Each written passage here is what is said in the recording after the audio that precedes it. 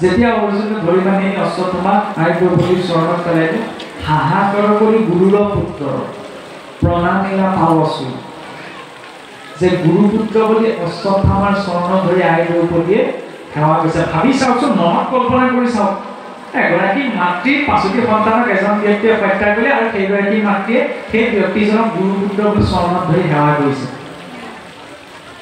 সাধাৰণ হৃদয়ৰ মানুহে এইটো কাম কৰিব নোৱাৰে। ভাগৱতৰ মাৰ্গত যাবলৈ হ'লে এনেকুৱা এখন হৃদয় লাগিব। এলাপেচা হৃদয়ে এই মাৰ্গটোত টিকিব নোৱাৰে। সেইবাবে ভাগৱতৰ আৰম্ভণি শ্লোকতে কোৱা হৈছে, এই ভাগৱত কাৰ নিৰ্মল স্বৰ্ণাং চকাং, যাৰ হৃদয়খন নিৰ্মল ভাৱত বিগলিত হৈছে তেওঁহে এই ভাগৱত পাব পাৰিব। আমাৰ পুত্ৰক আমাৰ কাকো কোনো হত্যা কৰা আহি নাই, কিন্তু ক্ষমাৰ ভাৱটো ইমান উচ্চ চিন্তা কৰিছে কি যে মই যেন মোৰ পুত্ৰ হোকে আজি ৫টি সন্তানক হেৰুৱাই মই যিটো শোকানলত দগ্ধ হৈছোঁ, ইহান অৱস্থা দেখি সেইদিনতে গৌতমী তেজীৱেদী আজি অশ্বত্থামাৰ এই অৱস্থাৰ কথা তেওঁৰ মাকে যদি গম পাবলৈ হয়, তেতিয়াহ'লে সেই মাতৃও জীৱনটোতে শৰীৰৰ নিচিনা অৱস্থা হ'ব। কাৰণ মই আজি বুজিছোঁ মোৰ পুত্ৰক হেৰুৱাই দিওঁ। গতিকে এগৰাকী মাতৃয়ে আন এগৰাকী মাতৃৰ অন্তৰৰ ভাৱ ইমান গভীৰকৈ অনুভৱ কৰিছে। ঠিক তেনেকৈ ভাগৱতৰ মাৰ্গত আমি আশ্ৰয় গ্ৰহণ কৰিলোঁ, ঠিক আছে, আমি শ্ৰৱণ কীৰ্তনৰ মহিমা বুজিছোঁ, ঠিক আছে, ভাৱটো কি হ'ব লাগিব? ক্ষমাশীল আৰু সহনশীল। বৈষ্ণৱৰ প্ৰথম লক্ষণ সহনশীল। সহনং সৰ্বদুঃখানাং অপ্ৰীতিকৰ পূৰ্বকং চিন্তাবিলাপৰহিতং সা তিতিক্ষা নিগদ্যতে। প্ৰথম সহনশীল।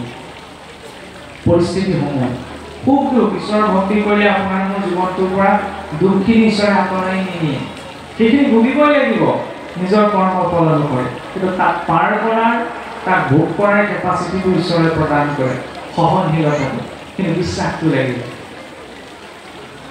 গতিকে ক্ষমাৰ ভাৱ ইমান উচ্চস্তৰীয় হ'ব লাগিব, আৰু সেই ক্ষমাৰ ভাৱটোহে এই শ্ৰৱণ কীৰ্তনৰ যিটো ভাৱ সেইটো পৰিপুষ্ট কৰিব পাৰে। কাৰণ অন্তৰলৈ যেতিয়ালৈকে বিনয় ভাৱটো নাহে, বিনয়ম দদাতি পাত্ৰম, হয়নে? বিদ্যা দদাতি বিনয়ম।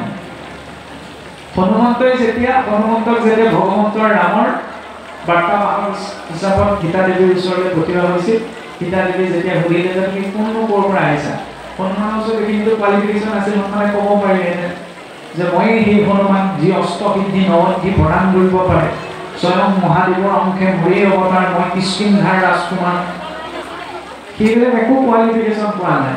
কিন্তু আমি নিজৰ কথা প্ৰকাশ কৰোঁতে নামৰ আগে পিছে আমাৰ কোৱালিফিকেশ্যনখিনি আহে। ভক্তি মাৰ্গত কিন্তু সেইটো নহয়। হনুমন্তে কি কৈছে? মই ৰামৰ কিংকৰ হনুমান।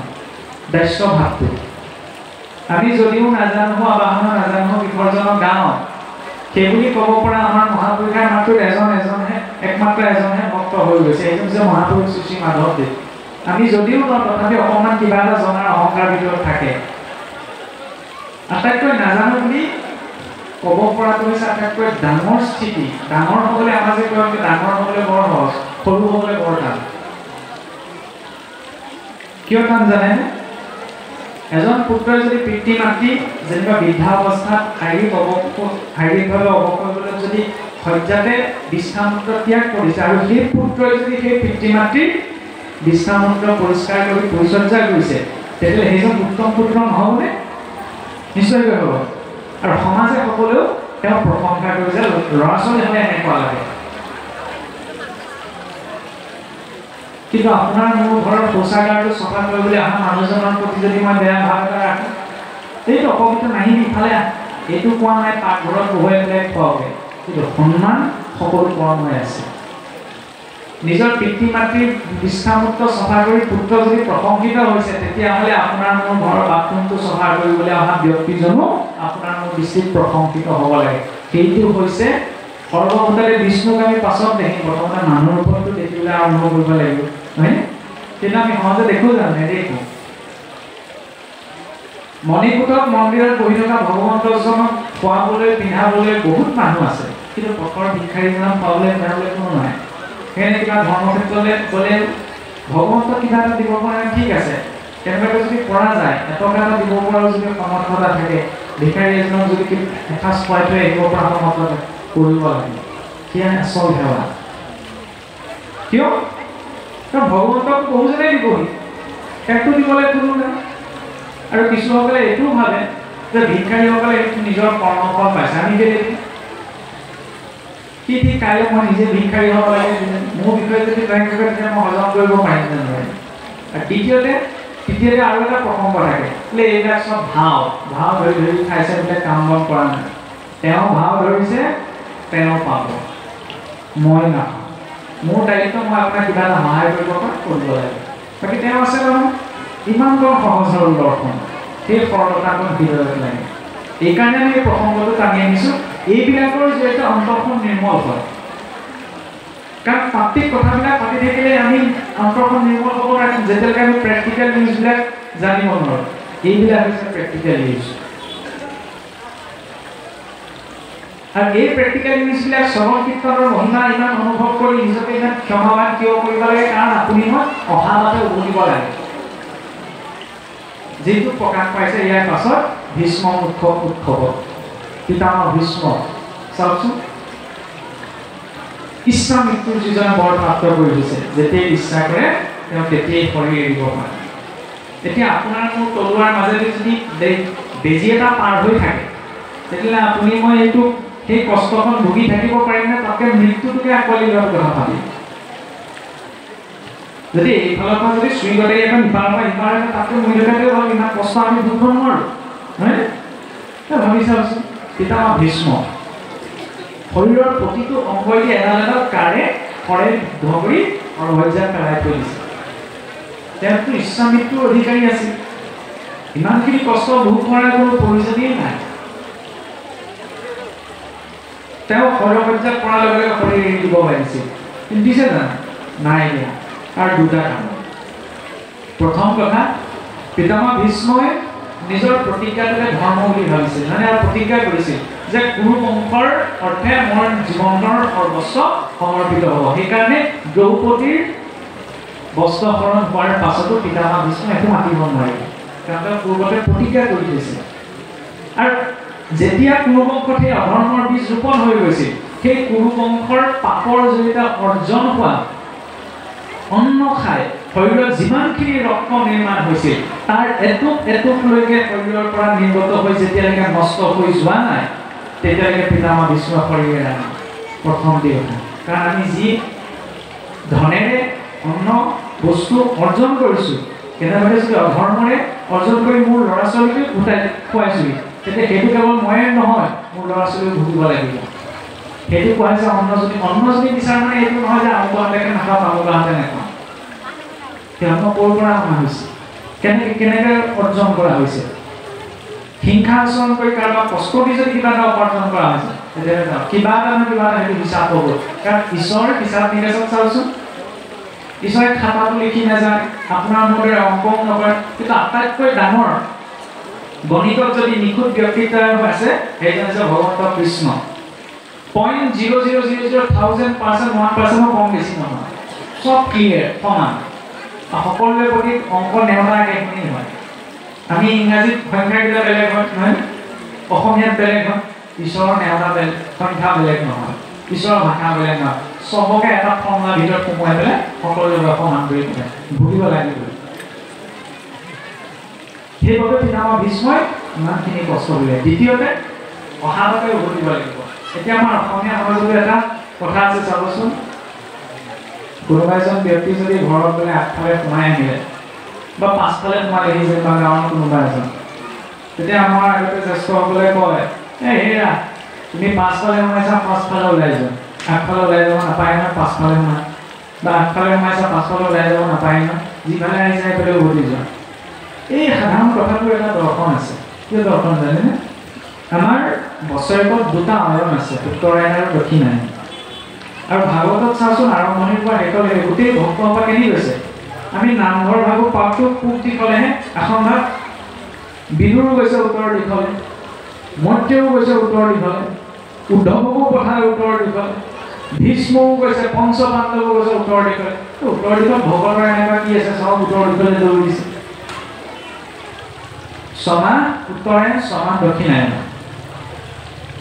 উত্তৰায়ণ কালত দেৱতাসকলৰ দিনৰ ভাগ উত্তৰায়ণ কালত জীৱই শৰীৰ এৰিলেহে উৰ্ধ্বদিশ যাত্ৰা কৰিব পাৰে দক্ষিণায়ন কালত নোৱাৰে দক্ষিণায়ন কালত ৰাতি কালত যদি আপোনাৰ ঘৰতে চিনাকি মানুহ এজনে গৈ যদি দৰ্জাখনত টকটকে দৰ্জা খুলিবনে আজি যুগতো ভুলতো নুখুলে দিনত শত্ৰুজন গ'লেও দৰ্জাখন টকটকালে অকণমান মূৰটো গ'লেও ভুমুকিয়াই চাব এইটো সাধাৰণ কথা ঠিক তেনেদৰে জীৱই শৰীৰ এৰিবলৈ উত্তৰায়ণ গতি লাগে সেই উত্তৰায়ণকে পিতামহ ভীষ্ম সমাধিৰ পৰসজ্জাত পৰি থাকিলে কিয় শৰীৰটো পৰসজ্জাত পৰিছিল দক্ষিণায়ন কালত যেতিয়ালৈকে উত্তৰায়ণ ঘটা নাই তেতিয়ালৈকে এটা শৰীৰ এৰা নাই সেই উত্তৰায়ণ গতিৰ বাবে আমাক এই ধাৰাটো লাগে আৰু তাৰ বাবে অন্তৰৰ ভাৱনা কেনে হ'ব লাগিব 29 কোটিৰ জৰিয়তে দেখুৱাইছে ভগৱন্ত কৃষ্ণ যেতিয়া দ্বাৰকালৈ পুনৰ উভতি যাবলৈ লৈছে তেতিয়া মাতৃহতী কুন্তীয়াক লগ কৰি ভগৱন্ত কৈছে যে সকলোৱে কিবা এটা বিচাৰিলে মোৰ পৰা এতিয়া তুমি কি বিচাৰা কোৱাচোন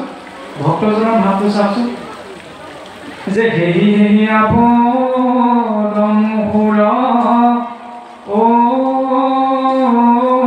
ভীমত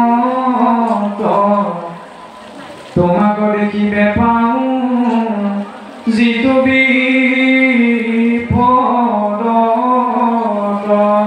প্ৰভু মই জীৱনত অলপ বিপদহে বিচাৰিছোঁ কিয় যেতিয়া বিপদত মই তোমাক স্মৰণ কৰিম আৰু তোমাক স্মৰণ কৰিলে মই তোমাৰ ৰূপ চিন্তনৰ যিটো দিব্য আনন্দতাক অনুভৱ কৰিব পাৰিম সদায় তুমি মোৰ লগতে থাকিবা কিন্তু যদি সুখত থাকোঁ তেন্তে মই তোমাক পাহৰি থাকিম আৰু যিটো আমি মানুহৰ ক্ষেত্ৰতো হয় ল'ৰা ছোৱালীয়ে ভালকৈ পাছ কৰিলে হয় বহুত কষ্ট কৰিম ৰাতিটো টোপনি হয় এইটো ক'বলৈ বিচৰা যে পিতৃ মাতৃয়ে ল'ৰা ছোৱালীৰ ক্ষেত্ৰত কিমানো কষ্ট হয় বহুত কষ্ট হয় আজিৰ যুগতো সাংঘাতিককৈ কৰে নহ'লে চাওকচোন দেওবাৰ দিনটো শান্তি দিয়ে এনেকৈ আমাৰ ক্লাছ তাৰপৰা নাচৰ ক্লাছ তাৰপৰা ইটো ক্লাছ হয় পিতৃ মাতৃয়ে বিচাৰে যে নিজৰ ল'ৰা ছোৱালী সকলো দিশতে আগবাঢ়ি যোৱাটো সেইটো কোনো ভুল কথা নহয় কিন্তু তাৰ আঁৰত কেতিয়াও আমি নিজৰ ল'ৰা ছোৱালীক আচলতে এইখিনি কথা আমাৰ মুখৰ পৰা সভা নিদিয়ে নহয়নে চাবলৈ গ'লে কিন্তু কথা প্ৰসংগতে প্ৰকাশ কৰা আছে ল'ৰা ছোৱালীক আমি কেতিয়াও যন্ত্ৰ বনাব নালাগে এইটোৰ পিছত ইটোৰ পিছত ইটো ভালকৈ চিন্তা কৰিলে শিকাই মোবাইলটো যদি হাতত তুলি দিয়া হৈছে আজিকালি ল'ৰা ছোৱালীৰ মোবাইল নহ'লে নচলে সেইটো নহয় ভালকৈ বিচাৰ কৰিবলৈ চিন্তা কৰিবলৈ শিকাই নাই ডাঙৰ মানুহে মোবাইলটো চাই থাকিলে কিমান সময় পাৰ হৈ যায় আমি ক'ব নোৱাৰোঁ আগতে ল'ৰা ছোৱালীক ৰামায়ণ মহাভাৰতৰ যিবিলাক কথা প্ৰসংগকৈ ডাঙৰ দীঘল গৈছিল নীতি শিক্ষা পাইছিল গধূলা হ'ল মাত্ৰ গোসাঁই সেৱা দেই ভৰিকেইটা ধৰি হ'লেও ঈশ্বৰৰ ওচৰত ধূপডাল দিয়া প্ৰাৰ্থনা এটি কৰা আমাৰ ল'ৰা ছোৱালী সোধকচোন কেইটা ল'ৰা ছোৱালীক আমি গোসাঁই এজনে গাবলৈ শিকাইছোঁ আমাৰ বহুতেতো গোটেই জীৱনটো আমি দয়ামক কৃষ্ণই গাই থাকোঁ দয়ামক কৃষ্ণ কাহিনীও নহয় সেইকাৰণে আৰু গাই থাকিলেও কৃষ্ণৰ প্ৰভাৱটো নাই কৃষ্ণৰ প্ৰভাৱহে আহে আমি চাওকচোন মহাপুৰুষৰ ঘোটা থাকিয়ে বহুতে শুদ্ধ পাঠে উচ্চাৰণ কৰিব পৰা নাই কেনেকৈ সংস্কাৰ হ'ব কিছুমান স্পৰ্শকাতৰ বিষয়ত আমি গুৰুত্বতাটো দিব লাগিব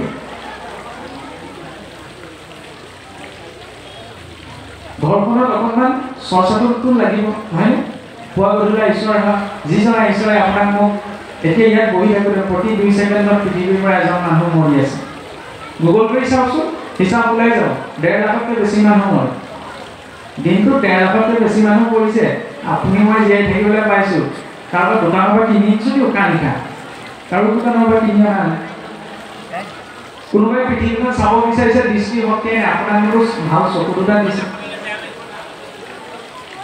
কোনোবাই খোজ কাঢ়িব বিচাৰিছে তাৰ ভৰি দুটাও নাই ঈশ্বৰে আপোনাক মোক ভৰি দুটা দিছে থাকিবলৈ ইমান এখন সুন্দৰ পৃথিৱী দিছে তাৰ পাছত যদি ঘৰখনত চিন্তা কৰিলে ঈশ্বৰৰ চিন্তা কৰিলে চুক এটাও যদি নাই সংসাৰ আটাইতকৈ অকৃতজ্ঞ লোক হৈছে সেইজনৰ গৃহখন আৰু বোলে আছে কেলে নাই গোসাঁই গৃহ আজি যুগলৈ কাৰণ নাই সকলোৰে ঈশ্বৰে আমাৰ কৰে কিন্তু কৰাৰ ব্যৱস্থাটো আছেনে নাই আৰু যেতিয়া থাকিলেও নহ'ব আমি গা ধোৱা ঘৰটো ধুনীয়া চিচিকাকৈ বিচাৰোঁ নকৰিব কিন্তু কিছুসকলৰ ঘৰত গোসাঁই ঘৰলৈ চাব পাৰে তাত অপূৰ্ব নকৰেগৈ এলাৰ্ম ধৰি আৱৰি ধৰি যিখন কোলা মোলা কৰি থাকে গতিকে নাস্তিক সেইজন নহয় যিজনে ঈশ্বৰ নাই বুলি কৈছে নাস্তিক সেইজনে যিজনে ঈশ্বৰ আছে বুলি মই কৈছোঁ কিন্তু মানিব পৰা নাই ঘৰত গোসাঁই ঠাই টকা আছে অকণমান চুক এটাই হওক লাগিলে ফটো এখন থৈ থাকক লাগিলে তাত আছে বুলি ভাৱনা কৰিব পাৰিছোঁ যদি ভাৱনা কৰিব পৰা নাই নাস্তিক মইহে কৈছোঁ মই ঈশ্বৰ আছে বুলি মানিব পৰা নাই গতিকে সেই ভাৱটো সেই চিন্তাটো লাগে সেই চিন্তাটো কেতিয়া আহিব যেতিয়া এনেদৰে ভাৱ বিকলিত হ'ব কাৰণ বিপদো নৈব বিপদম সম্পদো নৈব সম্পদ বিপদত ডাঙৰ বিপদ নাই, সম্পদতকৈ ডাঙৰ সম্পদ নাই। আটাইতকৈ ডাঙৰ বিপদ কি? বিপদহো স্মৰণম বিষ্ণু সম্পদহো নাৰায়ণম স্মৃতি। সম্পদ হৈছে ঈশ্বৰ স্মৰণ কৰাটো, ঈশ্বৰলৈ মনত পৰে।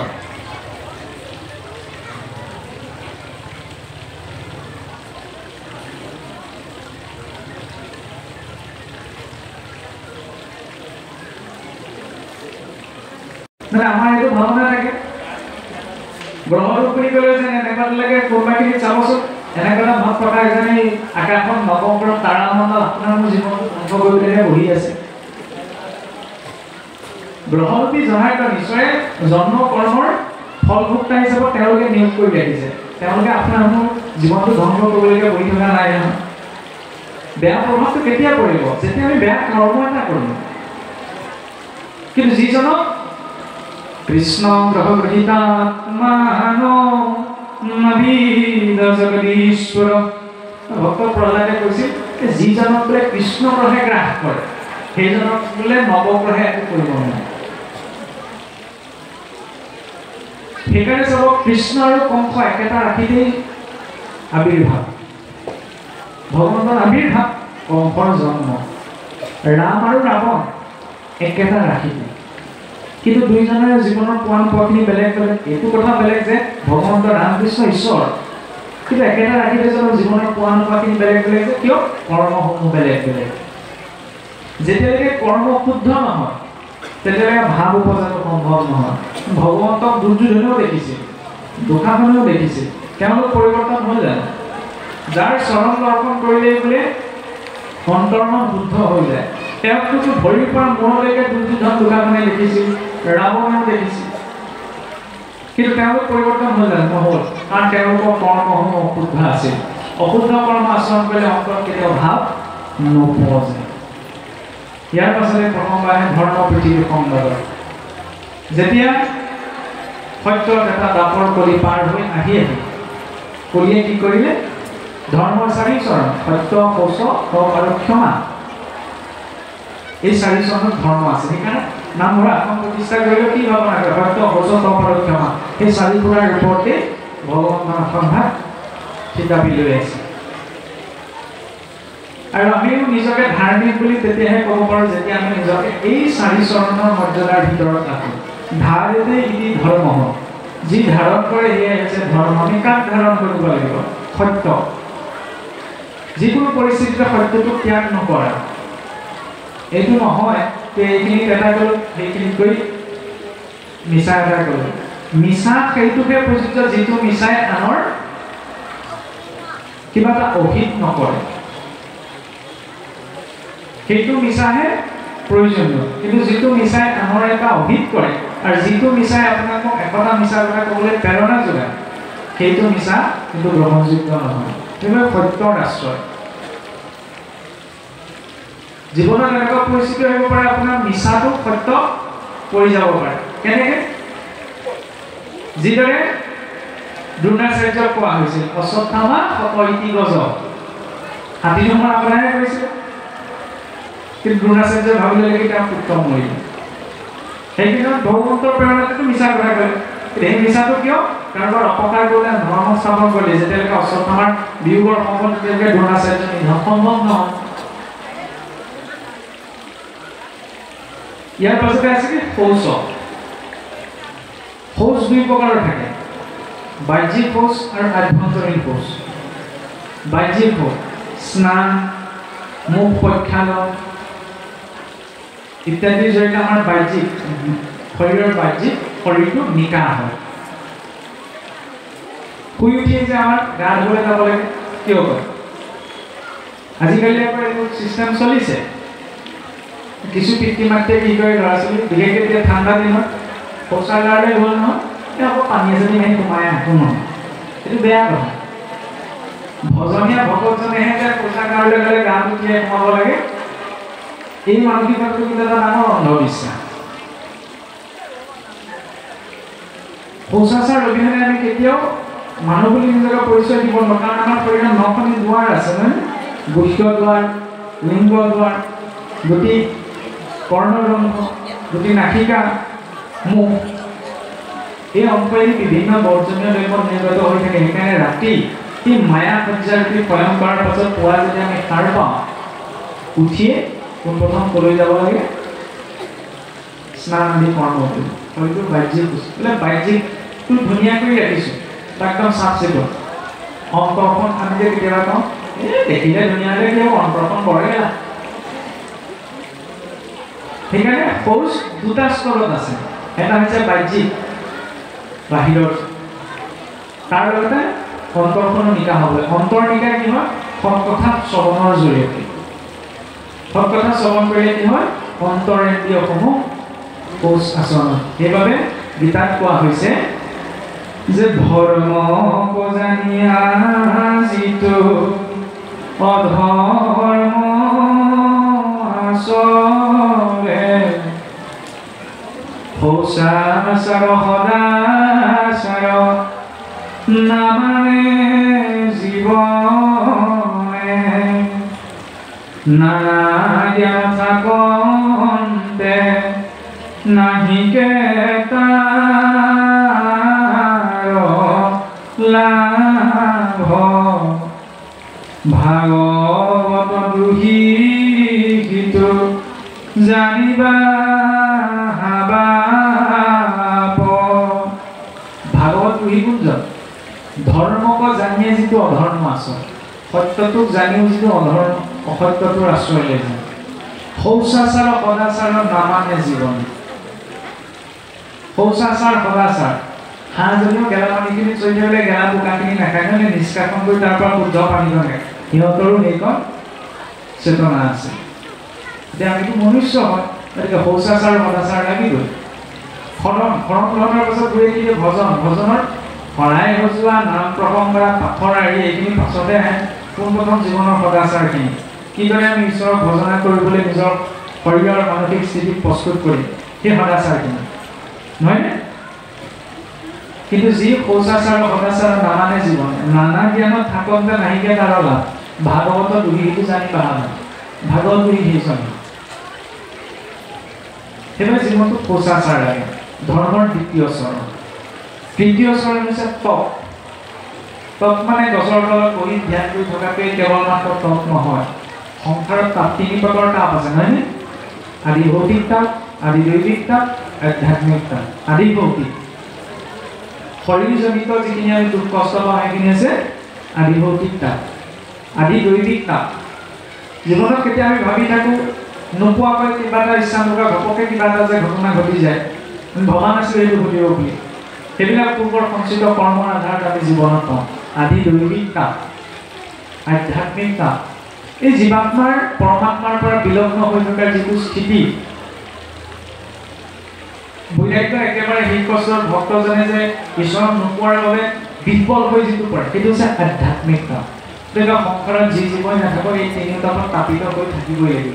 এই তিনিও তাপৰ মাজত তাপিত হৈ যিদৰে সততাৰে নিজৰ জীৱনটো যাপন কৰে, সেইজন হৈছে প্ৰকৃত তাপক। ৰিক্সাৱালাজনে দিনটো ঠেলাত হেঁচি হেঁচি 100 টকা অৰ্জন কৰিছে, কষ্টৰে অৰ্জন কৰিছে ধৰ্ম। কিন্তু মই ভাল পোষ্ট এটাত থাকিলোঁ বুলি যদি অধৰ্মৰে মই তাৰ পৰা 10 টকাও অৰ্জন কৰিছোঁ, তেতিয়াহ'লে কিন্তু ভাই সাৱধান, যাবে নহে চুতে প্ৰাণ। সেইটো মই আদায় কৰিব লাগিব। আৰু যিমান দিনলৈ জমানেত থাকিব সিমান দিনলৈকে তাৰ পৰিমাণ কমি গৈ থাকিব, পৰিমাণ বাঢ়ি গৈ থাকিব। কাৰণ পদাৰ্থ বিজ্ঞানত এটা সূত্ৰ আছে, নিউটনৰ তৃতীয় গতিসূত্ৰ। প্ৰতিটো ক্ৰিয়াৰে সমান আৰু বিপৰীতমুখী প্ৰতিক্ৰিয়া থাকে। ব্ৰেকডাউন মাৰে আগলৈ, হেঁচা খাই পাছলৈ, সাৱনি যায় পাছত। গতিকে জীৱনত আমি ভাল বেয়া যি কৰ্ম কৰিছোঁ তাৰ সমান আৰু বিপৰীতমুখী পৰিস্থিতি এটা সন্মুখীন হ'বই লাগিব। যদি মই অধৰ্মৰে পইচা অৰ্জন কৰিছোঁ, তেতিয়াহ'লে সেইটো মই কিবা নহয় কিবা এটা ৰূপত জীৱনটোত মই ভুগিব লাগিব। সেইবাবে সতৰ্ক, সেইবাবে জীৱনত তপ লাগে। ইয়াৰ পাছত কিছু ক্ষমা। ক্ষমা ভাৱটো আটাইতকৈ কম ভাৱত থকা জীৱকুলটোৱে হৈছে মনুষ্য। অন্য জীৱবিলাকতো ইহঁতৰ চেতনা শক্তি নাই যদিও ক্ষমা ভাৱটো বহুত আছে। কেতিয়াবা দেখে বাঘেও হৰিণৰ পোৱালি ডাঙৰ দীঘল কৰিছে, ইত্যাদি তেনেকুৱা কিছুমান ঘটনা। গৃহস্থ ঘৰত কেতিয়াবা পোহলাই দেখিলে কুকুৰটোও একেলগে আছে, তাৰ পৰা আপোনাৰ হাঁহ পোৱালিটোও একেলগে আছে, এনেধৰণৰ কেতিয়াবা কিছুমান আছে। সিহঁতৰো সেইটো জ্ঞান আছে। ক্ষমা লগতে আমাৰ মানুহৰ কাৰোবাৰ ঘৰ বা জেগাটো কিনালো ধৰি আনকচোন, ঘৰটো কৈ থৈ আহিব পাৰিলে এখনে লাগি থৈ আহিব। সেইটো হৈছে মানুহৰ প্ৰবৃত্তি। এইটো কোৱা নাই যে কোনোবাই কাৰোবাৰ ঘৰলৈ গৈ জেগাটো ভাল। এইখিনি কথা প্ৰসংগ আমি থলুৱা ৰূপত এইকাৰণে টানি আনিছোঁ যাতে আমি কোৱা কথাখিনি আপোনালোকৰ আগত প্ৰকাশ কৰিলে সহজ হয়। এই 4 চৰণতে ধৰ্ম বৰ্তি আছে, সত্য, কৌশ, তপ আৰু ক্ষমা।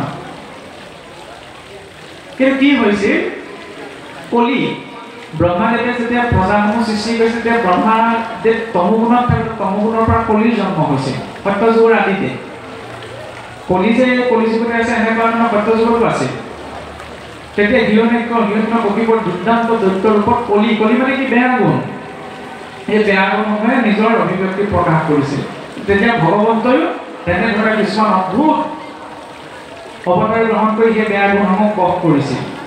আৰু পৰাজিত হৈ তেতিয়া কলিয়ে ক'লে যে মই ইমান ডাঙৰ শক্তিশালী দৈত্য ৰূপত তোমাক ধৰ্ম ধ্বস্ত কৰিবলৈ আগবাঢ়িলোঁ, তুমি ইমান অদ্ভুত কাহিনী কল্পনা কৰি পেলাই কিছুমান ৰূপত আহি মোক বশ কৰিলে, এটা কি কৰিলা, মই পৃথিৱীলৈ যাম, পৃথিৱী গৈ মই ৰাজ্যবিলাকত প্ৰৱেশ কৰিম। আৰু সেইকাৰণেতো ৰাৱণৰ ৰাজ্যৰ যুদ্ধ। তেতিয়াও ভগৱন্তৰ ৰাম ৰূপত আহিলে নহয়, তেতিয়াও সেই বেয়া গুণক পৰাস্ত কৰিলে। পুনৰ পৰাস্ত সেই কলিয়ে প্ৰতি ঈশ্বৰৰ ওচৰত পৰিস্থিতি ৰাখি দিলে। সত্যত তেনেকৈ পঢ়িলা, বশ কৰিলা, তাতে ৰাজ্যত সোমালেহি, ইয়াতো তুমি বশ কৰিলা, দাপৰত কি কৰিবা, দাপৰত পৰিয়ালত সোমাম। কলি লাহে লাহে তেতিয়া পৰিয়ালত সোমাবলৈ আৰম্ভ কৰিল। আৰু তেতিয়াও ভগৱন্ত সেই কৃষ্ণপংকত যদুকুলৰ এটি পৰিয়ালত জন্মভাৱে বেয়া গুণক বশ কৰিল। ইয়াৰ পিছত যেতিয়া ভগৱন্ত বৈকুণ্ঠলৈ যোৱাৰ সময়ত তেতিয়া কলিয়ে পৰিস্থিতি ৰাখি দিলে নহয় তাৰ আগে আগে। এতিয়া কি কয়, এতিয়াতো তুমি যাব লাগে দাপৰত, মই পৰিয়ালত সোমালো, তুমি তাতো ৰক্ষা। কলিক কেনেকৈ ৰক্ষা কৰিবা, কলিক প্ৰতিজন মানুহৰ ভিতৰত মই সোমাম, তেতিয়া কি প্ৰতিজন মানুহৰ সৈতে তুমি যুদ্ধ কৰিবাগে? কাৰণ কলিৰ 16জনীয়া পৰিয়াল, কাম, ক্ৰোধ, লোভ, মোহ, মদ, মাচৰ্য, হিংসা, অসূয়া, পৰনিন্দা, পৰচৰ্চা, ষোলতা বেয়া গুণেৰে কলিৰ পৰিয়ালটি গঠিত। আৰু এইটো ক'ত থাকে? হীৰাম মহৰ লগত থাকে এই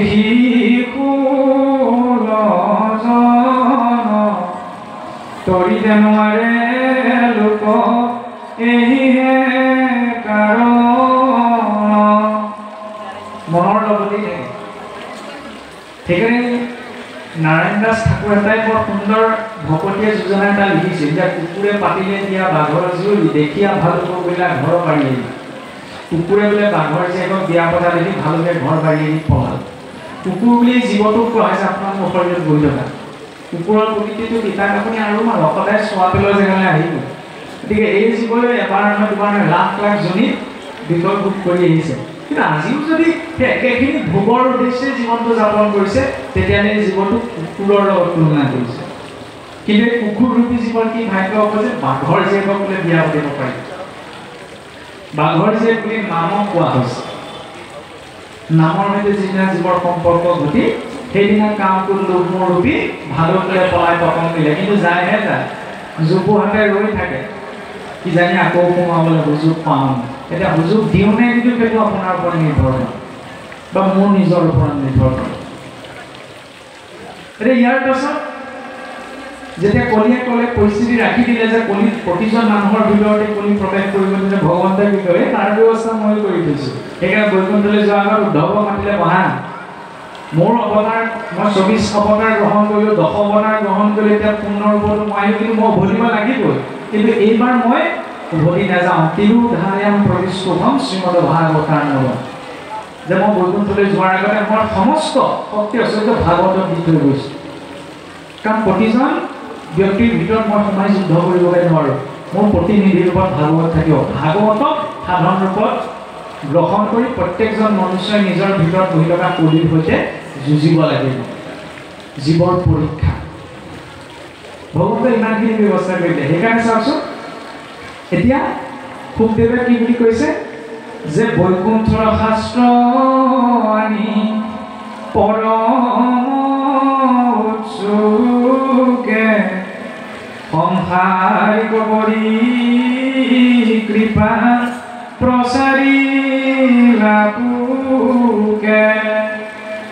সংসাৰী লোকসকলক কৃপা কৰি কোনদেৱে ভাগৱত প্ৰচাৰ কৰিছিল সংসাৰীতি সংসাৰ যি সংসাৰ হৈ যায় সেয়ে হৈছে সংসাৰ সংসাৰত চাবচোন সদায় সকলো বহল হৈ গৈছে ৰবৰ বেণ্ডালৰ নিচিনা পানী দিলে বহল হৈ গৈ থাকে আজি কিবা এটা আৰম্ভ কৰিছোঁ সদায় যেতিয়া অকণমান বহল হৈ গৈ থাকে কিবা এটা সৰু ইচ্ছা এটা জাগিছে আজিৰ পৰা এমাহৰ পাছত সেই ইচ্ছাটো আৰু অধিক বহল হৈ গৈ থাকে ক্ৰমাৎ বিস্তাৰ হৈ গৈ থাকে বৈজ্ঞানিকসকলে কৈছে যে মহাকাশত তাৰকা ৰাজ্যসমূহ লাহেকৈ এখন ইখনৰ পৰা আঁতৰি আঁতৰি গৈ আছে গোটেই বিশ্ব ব্ৰহ্মাণ্ডখন বহল হৈ গৈ আছে সংসাৰ হৈ গৈ আছে ভৌতিক ৰূপতো এইটো সত্য যে বিশ্ব ব্ৰহ্মাণ্ডখন প্ৰসাৰণশীল হৈ আছে আৰু আপোনাৰ মোৰ মনৰ চিন্তাবিলাকো প্ৰসাৰণশীল আজি মোৰ চাইকেলখন আছে কাইলৈ মই বাইকখনৰ কথা ভাবিম সংসাৰ আজি মোৰ বাইকখন আছে কাইলৈ গাড়ীখনৰ কথা ভাবিম আজি গাড়ীখন গোটালো নহয় বেলেগ এখন মডেলৰ গাড়ী লাগিব এইটো সৰু উদাহৰণ যেনিবা বাকীবিলাক ইচ্ছাৰ ক্ষেত্ৰতো তেনেকুৱা ক্ৰমাৎ সংসাৰ হৈ গৈ থাকে এই যে সংসাৰ হৈ থকা সংসাৰখনৰ পৰা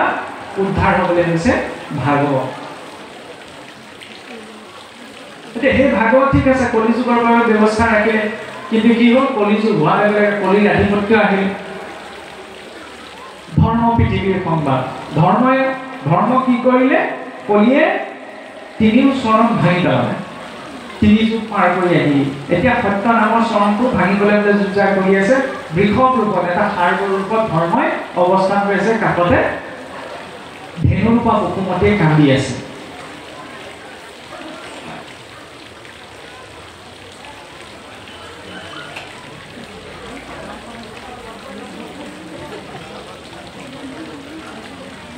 আৰু ইতিমধ্যে কি হৈছিল পঞ্চ পাণ্ডৱ ভগৱন্ত বৈকুণ্ঠ প্ৰয়াণৰ পাছত যেতিয়া খবৰ পালে সেই খবৰ পোৱাৰ পাছত পঞ্চ পাণ্ডৱে কি কৰিলে মহাৰাজ পৰীক্ষিতক জম্বুদ্বীপৰ অধিপতি পাতি পেলাই তেওঁলোকো স্বৰ্গযাত্ৰা কৰিলে আৰু ইয়াৰ পাছত জম্বুদ্বীপৰ অধিপতি হ'ল মহাৰাজ পৰীক্ষিত অলপ আগত প্ৰসংগত যেতিয়া ওলাইছিল অশ্বত্থামাৰ প্ৰসংগ অশ্বত্থামাক যেতিয়া আই দ্ৰৌপদীক ক্ষমা কৰি এৰি দিলে অশ্বত্থামাই সেইটোকো অপমান বুলি ভাবি ইয়াৰ পাছত সেইখিনি সময়ত অৰ্জুনৰ পুত্ৰ আছিল অভিমন্যু আৰু উত্তৰাৰ পুত্ৰ হৈছে পৰীক্ষিত সেইখিনি সময়ত উত্তৰাৰ গৰ্ভত পৰীক্ষিত বৰ্ধিত হৈ আছিল তেতিয়া ভগৱন্তৰ অৰ্জুনৰ আদেশক্ৰমে সেই অশ্বত্থামাৰ সেই শিৰৰ মণিটো কৰ্তন কৰি অশ্বত্থামাক যেতিয়া দেশৰ বাহিৰলৈ পলাই দিছিল প্ৰাণে নামাৰি তেতিয়া সেই অপমান সহিব নোৱাৰি অশ্বত্থামাই কি কৰিলে উত্তৰাৰ গৰ্ভ নষ্ট হওক বুলি তালৈ ব্ৰহ্মবাণ নিক্ষেপ কৰিছিল তেতিয়া উত্তৰাৰ গৰ্ভতে ভগৱন্তক গৰ্ভ ৰক্ষাৰ বাবে স্তুতি কৰাৰ বাবে ভগৱন্তৰ বোলে হাতত কৌমুদী ধৰি গৰ্ভ ৰক্ষা কৰিছিল আৰু গৰ্ভতে সেই সন্তানটিক পৰীক্ষা কৰাৰ বাবে পৰৱৰ্তী সময়টোলৈ জন্ম হোৱাৰ পাছত তেওঁৰ নাম দিয়া হ'ল পৰীক্ষিত এতিয়া চাওকচোন উত্তৰাই বাৰু সংকটত পৰি ভগৱন্তক স্তুতি কৰিছিল সেইবাবে আমাৰ মাতৃসকলে গৰ্ভ পালন কৰি থকা সময়ত ঈশ্বৰৰ গুণলীলা শ্ৰৱণ কীৰ্তন কৰাৰ প্ৰয়োজনীয়তা লাগে তাৰ জৰিয়তে ছফ্টৱেৰটো বনে যিটো আমি কপিল চৰিত্ৰত আৰু স্পষ্টকৈ জানিবলৈ পাওঁ সেই গুণখিনি সেই সন্তানটিলৈ আহে ভগৱন্তক স্মৰণ যে ভগৱত ভক্তি পৰীক্ষিতৰ অন্তত গৰ্ভতে ৰোপণ হৈ আহিল ইয়াৰ পাছত যেতিয়া ৰজা পৰীক্ষিতৰ জন্ম হ'ল জন্ম হোৱাৰ পাছত ভগৱন্তৰ বৈকুণ্ঠ প্ৰয়াণৰ খবৰ পোৱাৰ পাছতো দিব্য ভগত পঞ্চ পাণ্ডৱেও নিজৰ ৰাজ্য এৰি বৈকুণ্ঠী পোৱাৰ আগমুহূৰ্তত মহাৰাজ পৰীক্ষিতক জম্বুদ্বীপৰ অধিপতি পাতি থৈ দিলে তেনেতে এদিন মহাৰাজ পৰীক্ষিতে পৰিভ্ৰমণ কৰিবলৈ যাওঁতে এজন আঁতৰত এজন কৃষ্ণবৰ্ণৰ লোকে হাতত এডাল মাৰি ধৰি এই সাৰ গৰু আৰু এই কান্দি থকা বসুমতী ৰূপা গাই গৰুজনীৰ ওপৰত বিভিন্ন অত্যাচাৰ কৰি থকা দেখিলে এতিয়া ওচৰ চাপি গৈ দিলে মই হেন ৰজা থাকোঁতে এই নিখিল প্ৰাণীকেইটাৰ ওপৰত ইমান অত্যাচাৰ কৰিছে পৰিচয় অতীতত গম পালে যে সেই বৃষভ ৰূপী আছিল সেয়া ধৰ্ম অত্যাচাৰ কৰি থকা লোকজনী আছিল কলিয়ে ধৰ্মৰ তিনিটা বহি মাৰি পেলালে আৰু ওচৰতে বিপদা হৈ সেই গুৰ ওপৰত বসুমতীয়ে কান্দি আছিল তেতিয়া মহাৰাজ পৰীক্ষিতে কলিক খেদাই কি কৰিলে ধৰ্মৰ সেই তিনিও চৰণ জোৰা লগালে আৰু জোৰা লগোৱাৰ পাছত যেতিয়া কলিয়ে খেদা মাৰি আহিল তেতিয়া মহাৰাজ পৰীক্ষিত আৰু কলিৰ মাজত এখন তুমুল যুদ্ধ হ'ল আমি সকলোৱে এইটো কাহিনী শুনিছোঁ হয়নে আৰু যেতিয়া যুদ্ধ হ'ল যুদ্ধ কৰিব এনেকুৱা অৱস্থা আহিলে যে কলিৰ শক্তি কমি আহিলে কলিৰ শক্তি কমি আহিলে তেতিয়া কলিয়ে ভাবিলে যে মই এতিয়া ক্ষমতাৰে ৰজা পৰীক্ষিতৰ ওচৰত নীতি দিম তেতিয়ালে বুদ্ধিৰ প্ৰয়োগ কৰিলে মহাৰাজ পৰীক্ষিতৰ চৰণত ধৰি গ'লে যে মহাৰাজ অসাগৰা পৃথিৱী তোমাৰ ৰাজ নাই একো ভূমি মোৰ প্ৰভুতা গবাজ সাগৰত থাকে যেন নানা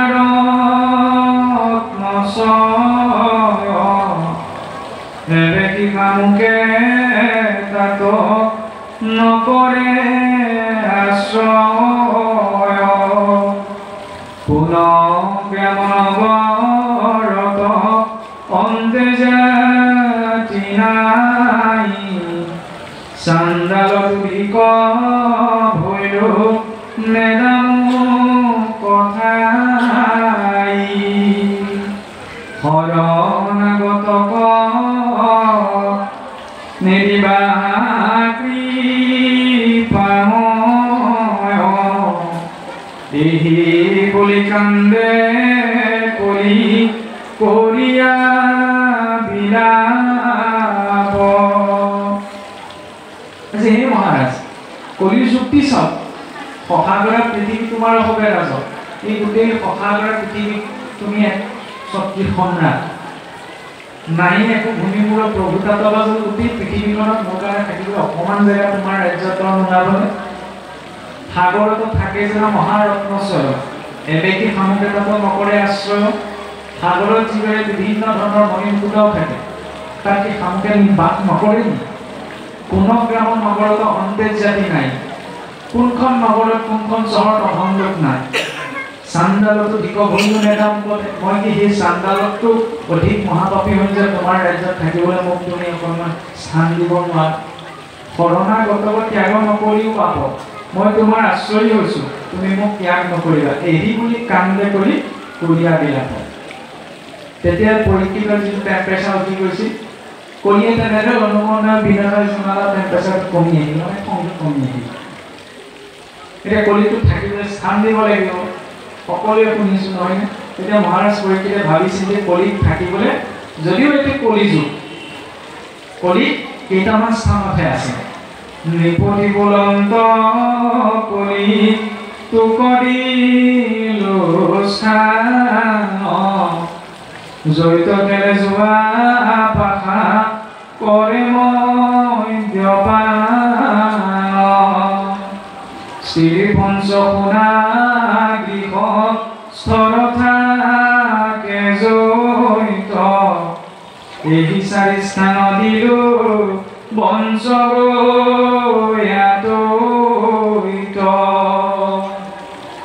বলি বিশ্বদেৱ পঞ্চ যজ্ঞ জাৰণাই এই পঞ্চস্থান তথা কি বিকৰ বৰাই জড়িত কৰে শ্ৰৱণ কীৰ্তনকে খবৰ নচাবি পাপী সিটো গৃহস্থ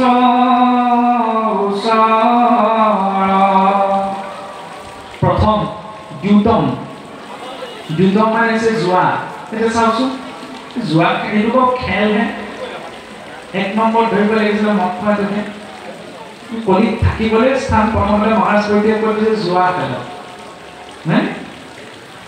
আৰু চাওকচোন মহাভাৰতখন পাৰ কৰিলো মহাৰাজ যুধিষ্ঠিৰে ধৰ্ম ৰজা হ'ল পৰিস্থিতিত পৰি পাখা খেলিব লগা হয় মানে কি অৱস্থা হৈছিল গতিকে মদতকৈও ভয়ংকৰ বস্তু হৈছে যোৱা পাখা খেল কলিৰ প্ৰথম অনুষ্ঠান কিন্তু আমাৰ কি হয় বিয়াখন পাতিছে এইফালে চুকতে দুজনমান পাছ লৈ বহি গ'ল এইখন বিয়া নহয় অপুৰৰ মেলা অসন্তোষ হ'ব পাৰে শুনিবলৈ কিছুমান কথা কটু কিন্তু কটু হ'লেও সত্য দেৱালীৰ সময়ত চাবচোন দেৱালী কেলে পাতে সেইটো নাজানিব পাৰে দেৱালী বুলি চাকি গছ নজ্বলাব পাৰে কিন্তু তিনিআলি মূৰলৈ টাউনলৈ ওলাই যাব চকৰি খেল খেলিবলৈ। আজিকালিতো ক'বলৈ গ'লে আমাৰ গাঁওবিলাকতো প্ৰৱেশ কৰি আছে। সেইখন কি যোৱাহে ভাবে কি তাৰ পৰা লাভৰ কিবা এটা বস্তু নাহে, কলিকে তাক ডিঙিত বান্ধি লৈ আনিছে। কাৰণ অধৰ্মৰ পৰা যোগ চলনা কৰি কিবা এটা অৰ্জন হয়, লগত অধৰ্ম সেই অধৰ্মৰ পৰা অৰ্জন হোৱা বস্তু কেতিয়াও জীৱই শান্তি পাব নোৱাৰে। এয়া কেৱল বোলে একদম পৰমভজন্ত ভকতৰ কাৰণে পালনীয় নিয়ম নহয়, মনুষ্য মাত্ৰৰ বাবে। ভাবি চাওকচোন, ঈশ্বৰে ইমান এটা ভাল জীৱন দিছে, সেইটো জীৱনটোৰ ইমান মূল্যৱান সময় এই চলনা কৰি পেলাই কৰা কিয় যোগাব লাগে? বোলে মনোৰঞ্জনৰ কাৰণে। মনোৰঞ্জনৰ মাধ্যম ঢেৰ আছে, সেইবিলাকৰ আশ্ৰয় ল'ব লাগে, যিটো শাস্ত্ৰই নিষিদ্ধ কৰিছে, পূৰ্বৰ অভিজ্ঞ ঋষি মহিষীসকলে নিষিদ্ধ কৰি গৈছে। নিশ্চয় তাত বহুত ডাঙৰ কিবা এটা লজিক কিবা এটা ভাবিয়েইতো কৈ থৈ গৈছে। সেইখিনি সময়ত তেওঁলোকৰ বাক্যৰ প্ৰতি শ্ৰদ্ধা লাগে। বোলে এদিন খেলিবই আৰু ঘৰতেহে খেলিছে, এদিন নহয়। যিটো অধৰ্ম বিটো কোনোবাই যদি বি খাবলৈ আপোনাক দিয়ে, তেতিয়া আপুনি মইতো এদিনৰ কাৰণে খন্দাৰ কাৰণে বিকণ নাখাওঁ, সেইটো বি তুল্য বস্তুৱে। তাৰ পৰা কোনোবা মিঠিৰে বেয়া পাব, কোনোবা বন্ধুৱে গাব, পাওক যোৱা খেলি ভাল পোৱা বন্ধুত্ব আমাক নালাগে, তেনেকুৱা মিঠি কুটুম আমাক নালাগে। এইটো অকণমান কঠোৰ হৈ গৈছে বাক্যটো, আপোনালোকে কেনেকৈ লয় নাজানো। দ্বিতীয়তে মদ্যপান। মদ্যপান চাওকচোন, মানুহৰ চিন্তাটো চাওক। এই যিজনে গাখীৰৰ মহল লাগিজনে যেতিয়া বিকিবলৈ আহে, টিঙিঙা দিবলগীয়া হয়নে? গাখীৰ লাগিব নি? আৰু ইবিধ যিজনে বিকে পথাৰ মাজত হ'লেও বিচাৰি যাব। মদ মানে কি? আমি যে কেতিয়াবা শুনিবলৈ এইটো অকণমান মানে কটু, আমি যে শব্দ এটা ব্যৱহাৰ কৰোঁ, চোৱা খোৱা। চোৱা কোনে খায়? কুকুৰে খায়। অৱশিষ্ট উচিষ্ট নহয়, অকণমান যেনিবা শালীনভাৱে ক'বলৈ গ'লে আমি তাক উচিষ্ট বুলি কওঁ। কিন্তু একদম আমাৰ খাৰা অসমীয়া ক'বলৈ গ'লে কি চোৱা খোৱা। চোৱা খোৱা কোনে? যিজনে মদ্যপান কৰে। যিটো বস্তু গেলা পচি যোৱাৰ পিছত বেক্টেৰিয়াবিলাকে খাই বিষ্ঠামুক্ত ত্যাগ কৰে, সেই বস্তুটো খাই যি তৃপ্তি লাভ কৰে, তেতিয়াহ'লে সেইটো চোৱা খোৱা হ'ল নাই? আৰু চাওক, ঈশ্বৰে এচিড এইখিনি পেটটোত আপোনালোক ভৰাই দিছে খোৱা বস্তুখিনি হজম হ'ব।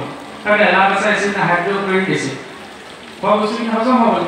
এটোপাল যদি ইয়াত কৰিবলৈ হাড়ৰ ফালেদি ফুটা ওলাই যাব, কিন্তু ইমান অসুখ এই বস্তুটোৰ ৰূপত দিছে, আপোনাৰো পেটটোত অনুভৱেই নহয়।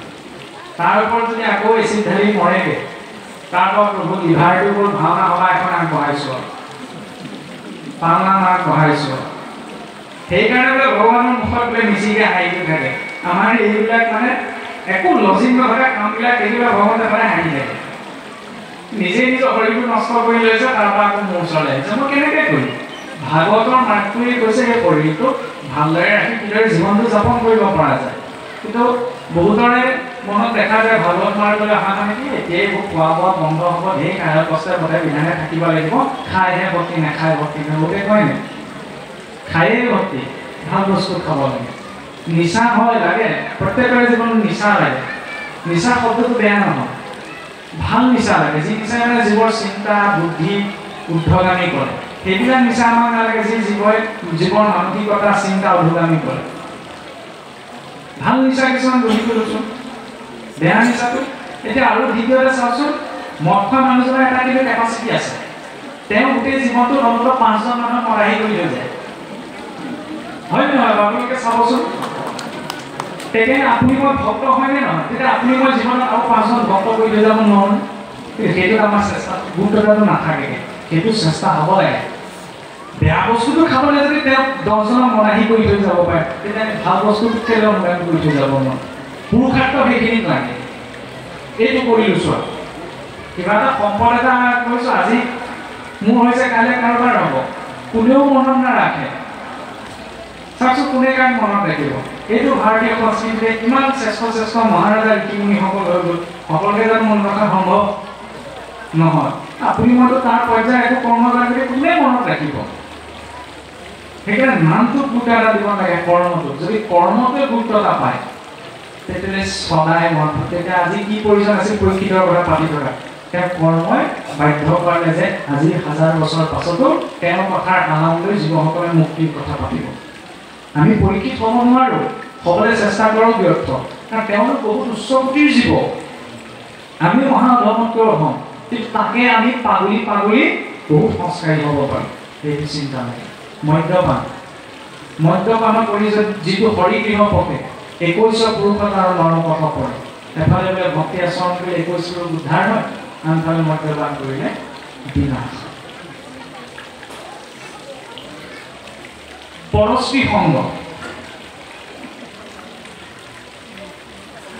যিটো সংস্কৃতিত এইটো চিন্তাধাৰা আছিল যে চাওকচোন ৰাৱণে যদিও কিতাপ প্ৰমাণ কৰি নিছিল কাহানিও খাপ নিদিলে আজিকালি চিন্তা ঘটনা ঘটিবলৈ ধৰিছে এতিয়া আমি কিছুসকলে কয় বোলে সেইবিলাকো আমিয়ে কৈ থাকোঁ ন ভগৱানৰ ইচ্ছাত বোলে পালে কেতিয়াও লৰচৰ নহয় তেতিয়া এইবিলাক যে ক'ৰবাত ঘৰখন হৈছে বলাৎকাৰ হৈছে এইবিলাক ঈশ্বৰৰ ইচ্ছাতেই হৈছে এতিয়া কথাটো ঠিক এনেকুৱা আপোনাৰ ঘৰত গাড়ীখন চলাবলৈ যদি আপুনি ড্ৰাইভাৰ এজন ৰাখে ড্ৰাইভাৰজনে কৰি যদি ক'ৰবাত এক্সিডেণ্ট এটা কৰি দিয়ে জেললৈ তেওঁ যাবনে আপুনি যাব নিশ্চয়কৈ আপুনি মই নাযাওঁ বা মালিকজন নাযায় যিজনে চলাইছে সেইজন যাব শৰীৰটো গাড়ীৰ নিচিনা চলাবলৈ আপোনাক মোক নিশ্চয় স্বাধীনতা দিছে যদি ভাল কৰ্মত লগাইছোঁ তেতিয়াহ'লে ভালটো পাম আৰু যদি বেয়া কৰ্মত লগাইছোঁ কাহানিও নোপোৱা কাৰণ ভগৱন্তৰ ডিপাৰ্টমেণ্ট 7টাহে সপ্ত বৈকুণ্ঠ নহয় বোলে বৈকুণ্ঠৰ 7টা ভাগ জন্মৰ ডিপাৰ্টমেণ্ট কেইটা চৌৰা যেনেকৈ ইয়াত 84 লাখ যোগী আছে জমনগৰ বোলে 84খন নৰক আছে সেইফালে বেছি জানে সেইফালে যোৱা বেছি হ'ব এইফালে এখন কম হ'ব এতিয়া আমি নিজে নিৰ্ধাৰণ কৰিবও নোৱাৰোঁ যে আমাৰ গতি কেনেকুৱা হ'ব আৰু ভগৱন্তয়ো কৈছে যে মনুষ্যানাং সহস্ৰেষু কশ্চিৎ যততি সিদ্ধয়ে যততামপি সিদ্ধানাং কশ্চিদৱনাং বেদি তত্ত্বতঃ সহস্ৰজন মনুষ্যৰ ভিতৰত এজনেহে মোক আংশিক ৰূপত জানিব পাৰিব তেতিয়াহ'লে আমি এইবাৰ চেষ্টা কৰিলে কি লাভ তেতিয়া সেইখন নিশ্চয় আপুনি মইতো অহাটো কোনো প্ৰকাৰ সম্ভৱেই নহয় কিন্তু ঘটনাটো হ'ল কি ছাত্ৰজনে পৰীক্ষাটো পাছ কৰিম বুলি ঘৰত একো পঢ়ি যোৱা নাই সন্মুখত শিক্ষক পঢ়ি আছে মিলি থাকেতো থাকিব নাই তাকে আগবাগ কৰি কিবা কিবি যিটো তাকে পকাৰে আৰু প্ৰশ্নটোতো উল্টাই ঘূৰাই লিখি আছে তাৰপৰা অস্বস্তিকৰ তাৰ স্থিতিটোলৈ চাই পেলাই শিক্ষকজনৰ দৃষ্টি গ'ল দৃষ্টি যোৱালৈকে ভাবিলে দেখাই যে কিবা লিখিব বিচাৰিছে লিখিব পাৰ ওচৰলৈ গ'ল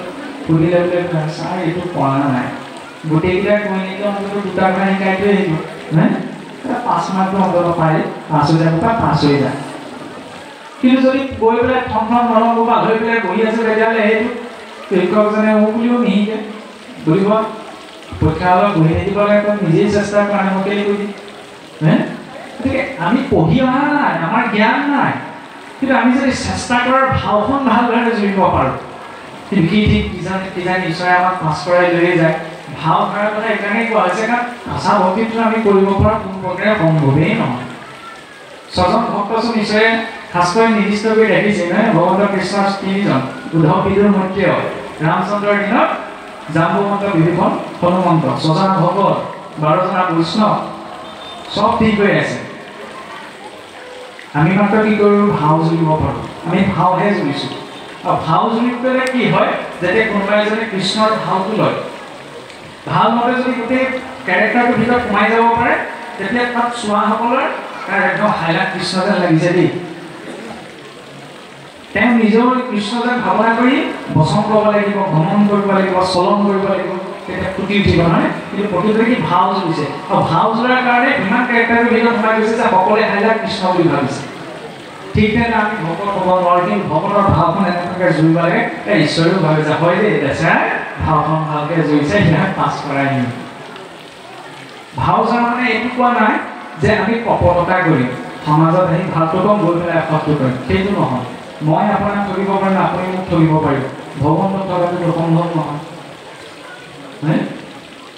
সেই ভাৱনা এতিয়া মহাৰাজ পৰীক্ষিত পোনপ্ৰথমে স্থান দিলে ক'ত প্ৰথম যোৱা ক্ষেত্ৰত মদ্যপান পৰশ্ৰী সংগত পঞ্চমনা গৃহস্থত বস্ত্ৰ পৰিধান কৰোঁতে ঢেঁকীত ধান বান্ধোতে আজিকালিতো সেইটো ব্যৱস্থা নাই ঢেঁকীত ধান বনা পানী তোলোতে ঘৰ সাৰোঁতে কিছুমান জীৱন নষ্ট হয় অজানিতে আৰু অজানিতে য'ত জীৱন নষ্ট হয় তাতো পোৱাৰ সম্ভাৱনা থাকে তেতিয়া তাতো প্ৰৱেশ কৰোঁ কলিত স্থান দিলে ইয়াৰ পাছত কৈছিলে য'ত প্ৰাণী হিংসা হ'ব এফালে মৰা হয়তো চলে মই স্নান কৰি অগ্নি স্পৰ্শ কৰিহে সোমাওঁ আনফালে পেটটোতে যদি মৰা হয়তো লৈ তোলোঁ তেতিয়াহ'লে মোৰ ঈশ্বৰে মোক গ্ৰহণ কৰিবনে? মই নিজৰ পৰিয়ালটোৰ সুখ শান্তি ঈশ্বৰৰ ওচৰত কামনা কৰিছোঁ, বৰ ভাল কথা, সেইটো কামনা সদায় সকলোৰে কাহিনী। কিন্তু যদি আনৰ পৰিয়াল এটা যদি নষ্ট কৰি জিভাখনত চবাইছোঁ, দাঁতেৰে চবাইছোঁ, সেইটো ভাতখন কোনে ল'ব? পিছত বোলে জম ৰজাই আপোনাক মোক ৰিফাইন তেলত ভাজিব, সেইটো কথা বেলেগ। নেদেখা সময়ৰ কথা মই বেগেটত থওঁচোন, কিন্তু মানুহ হিচাপত আমি এইটো কথা ভাবিব পাৰোঁনে যে কি খাব লাগে কি খাব নালাগে? চাওকচোন অন্য পশুকেইটাৰ পৰা আমাৰ কিমান শিকিবলগীয়া আছে। এক গুৰু পঞ্চম ব্যাঘ্ৰ সপ্ত সিংহ প্ৰযুক্তিকা অহিংসা পৰম ধৰ্ম হিংসা ধৰ্ম পৰায়ণা। যে গৰুজনীয়ে বছৰেকত কেইটা পোৱালি দিয়ে? এটা পোৱালি দিয়ে। বাঘে কেইটা দিয়ে? পঞ্চম ব্যাঘ্ৰ বাঘে 5টা দিয়ে। সিংহই কেইটা দিয়ে? সপ্ত সিংহ প্ৰযুক্তিকা সিংহই 7টা দিয়ে। সংখ্যা দিয়ে কাৰ বেছি? কাৰ বেছি? সৰু দিনালৈকেতো আমাৰ অসমীয়া সমাজত যিটো প্ৰচলনে আছিল যে যাৰ নাই গৰু সি সবাতোতকৈ সৰু। আজিকালি কৰ্ম ব্যৱস্থাবিলাক বেলেগ বেলেগ হোৱাৰ কাৰণে গোপালন ধৰি লওক আমাৰ অসমীয়া জনমানসতে হওক বা ভাৰতীয় জনমানস কিছু সংখ্যক কমি গ'ল। কিন্তু হ'লেওতো গৰুৰ সংখ্যা কমা নাই, কিন্তু গৰুৱেতো বছৰেকত এটা পোৱালিহে দিয়ে। সিংহইতো 7টা দিয়ে, বাঘেতো 5টা দিয়ে। কিয়?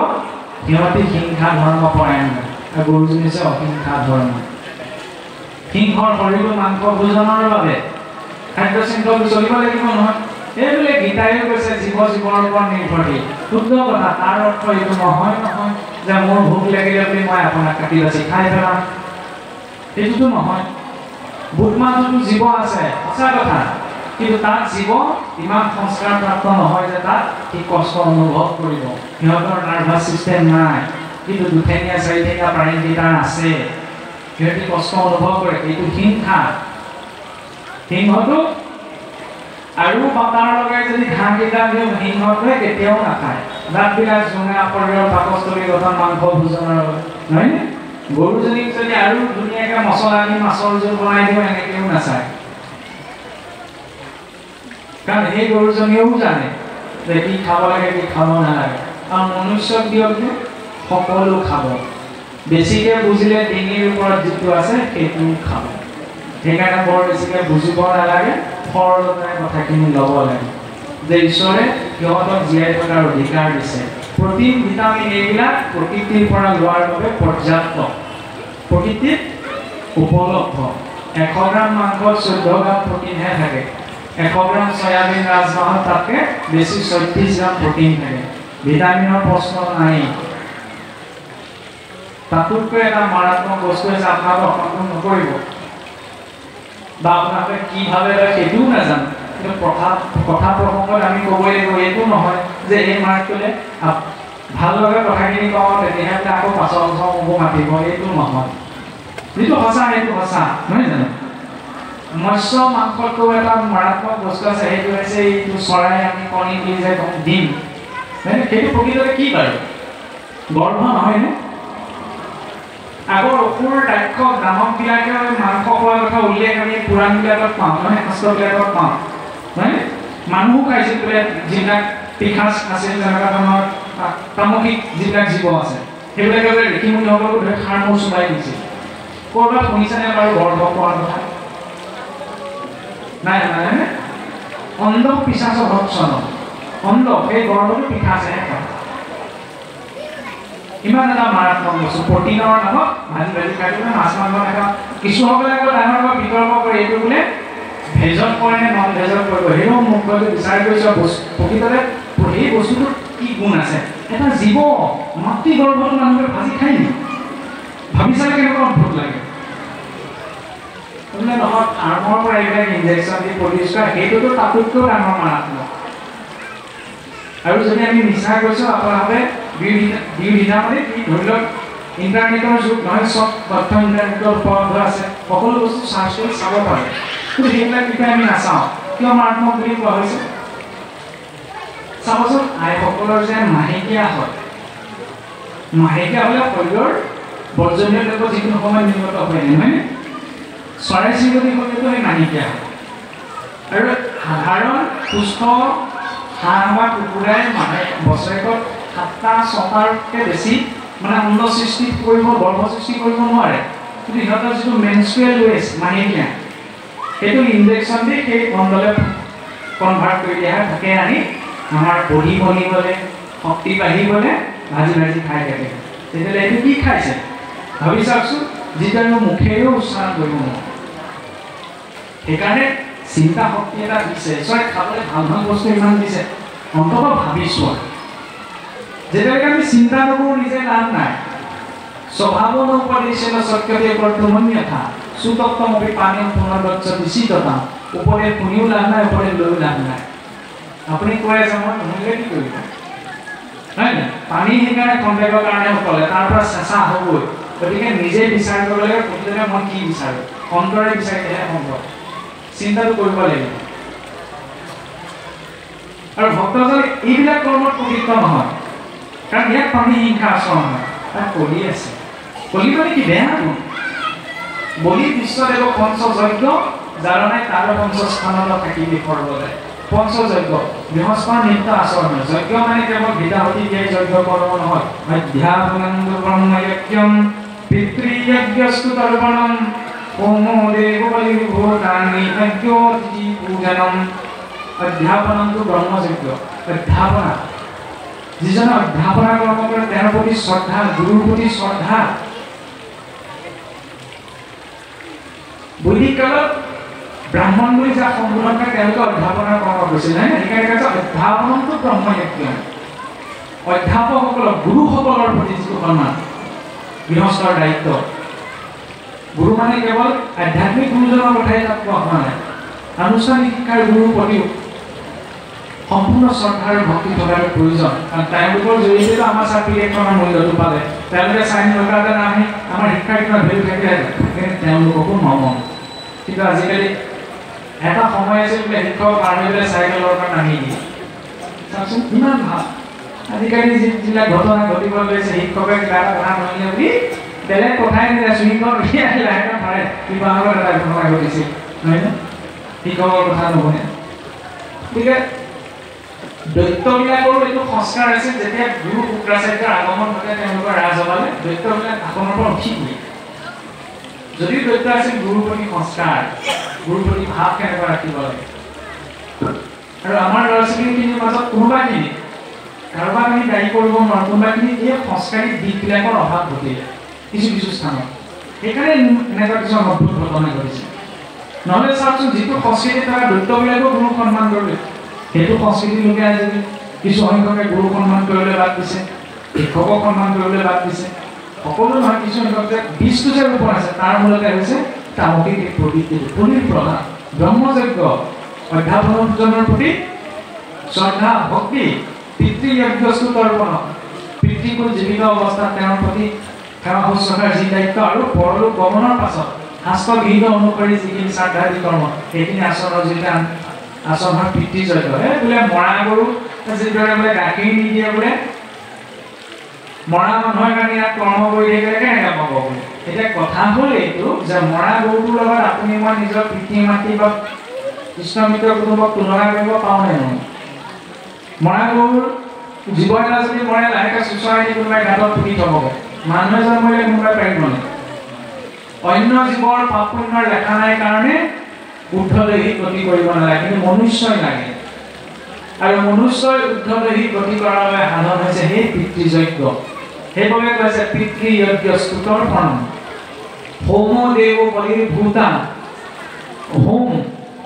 হোমত বোলে দেৱতাসকলৰ পিতৃ আমাৰ ভজনে দেৱ ভগৱন্ত কৃষ্ণ গতিকে তেওঁৰ সৈতে কিবা এটা অৰ্পণ যজ্ঞ মানে ত্যাগকো বুজায় জীৱনটো দিনটো কি অৰ্জন হৈছে তাৰ কিছু অংশ ঈশ্বৰৰ সেৱাটো অৰ্পণ কৰাটো প্ৰয়োজন ভূতগণৰ সমস্ত প্ৰাণীৰ প্ৰতি দয়া নৃযজ্ঞ অতিথি পূজনম নৃযজ্ঞ আছে অতিথি পূজনম এটা সময় আছিল খোৱা সময়ত যদি কোনোবা অতিথি আহিছিলে বুলি বোলে দুৱাৰসকলে ওলাই চায় আৰু এইটো যুগ আহি খোৱা সময় লাহেকৈ দৰজাখন মাৰি খায় কোনোবা ওলালেহিও ক'ব এইটো খোৱা সময়তে ওলালেহি নে ক'ৰ পৰা ক'লৈ গুচি গ'ল চিন্তা অতিথি সেৱা দুবে পৰাণ দিওঁতে কয় শত্ৰু ৰূপতো যদি অতিথি আহে অতিথিক বিমুখে পঠাব নাপায় অতিথি যদি বিমুখে যায় তেতিয়া গৃহস্থৰ পুণ্যখিনি লৈ যায় নিজৰ পাপখিনি দি থৈ যায় ইমান এটা সুন্দৰ দৰ্শন যাৰ এই আচৰণীয় সদাচাৰখিনি তেওঁ পাচস্থানত গ'লে কলিৰ অধিষ্ঠান কলিয়ে আকৌ বেছিকৈ আঙাৰি মাৰি গ'লে যে মহাৰাজ ধন্যবাদ মোক থাকিবলৈ এইকেইটা স্থান দিলা কিন্তু মোৰ পৰিয়াল ডাঙৰ নুজুৰিছে আৰু অকণমান দিয়া তেতিয়া মহাৰাজ পৰীক্ষিতে স্থান দিলে ক'ত সীমা সেইকাৰণে চাওকচোন হিন্দুস্তান পাকিস্তানৰ পৰা একে ককাই ভাই লাগে দম কিহত হয় সীমাটোক লৈ কিন্তু লগত ফুটা কৰি এটাও নাযায় পিন্ধি থকা অলংকাৰকেইটা ঘৰৰ মানুহকেইটাই খুলি থ'ব যিটোক মই গোটেই জীৱন শত্ৰু বুলি ভাবিছিলোঁ সেই শত্ৰু অলংকাৰ খুলিবলৈ নাহে সেই সীমাক লৈ কেতিয়াও বিতৰ্ক কৰিব নালাগে সেইকাৰণে নালাগে এইটো আধ্যাত্মিক দৃষ্টিৰেহে কোৱা হৈছে কাৰণ কাৰ সীমা কোনে ৰাখিব আপুনি মই নিজক ৰাখিবলৈকে সামৰ্থ্যৱান নহয় কোনোবাই যদি অন্যায় কৰিছে ঘৰত দিয়কচোন কেইদিন থাকিব আপুনি তাৰ ৰিজাল্ট সন্মুখত চকুৰ আগত দেখা পাব হয় তাৰ অৰ্থ এইটো কোৱা নাই যে আমি কাৰোবাক অন্যায় সহন কৰিবলৈ কৈছোঁ অন্যায়ৰ বিৰুদ্ধে মাত লাগে কিন্তু অন্যায়ৰ বিৰুদ্ধে মাতৰ নামত হিংসা নহয়